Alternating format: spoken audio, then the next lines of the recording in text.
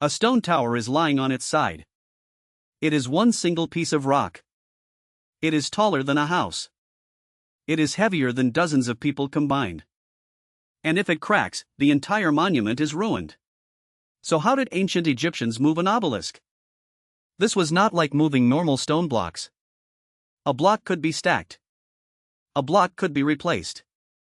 But an obelisk was different. It was long. It was narrow.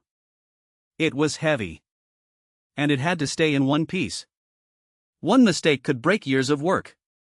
First, the obelisk had to be cut from bedrock. Workers could not just pick up a loose stone. They had to separate it from the earth. They carved around it. They shaped its sides. They worked carefully along the stone. Every strike mattered. Hit too hard, and the rock could crack. Hit too weak, and nothing moved. The stone had to be freed without destroying it. But cutting it was only the first problem. Now the giant stone had to travel. Imagine trying to move a long stone needle through the desert. Too much pressure in one place could snap it. Too much twisting could crack it. If the front moved but the back did not, danger began. If one side dragged too hard, the whole stone could shift. The builders needed control from end to end. They needed ropes. They needed sledges. They needed teams. They needed signals. And they needed patience. An obelisk could not be rushed. It had to creep forward slowly. The ground had to be prepared. Sand could not be too loose. The path had to be cleared. Bad ground could twist the load. A bump could become a disaster. A slope could change everything. The obelisk had to stay balanced. The workers had to pull together. Not almost together. Exactly together. Because this was not only about strength. It was about timing. It was about control. It was about protecting the stone from itself. Then came another problem. Water. Some obelisks had to travel by river. That meant the stone had to reach a boat. But putting a giant obelisk onto a boat was dangerous. Too much weight on one side could tip it. Too much stress could break the hull. The boat had to carry the stone without sinking. The river had to become a road. The water helped move the weight. But it also added risk.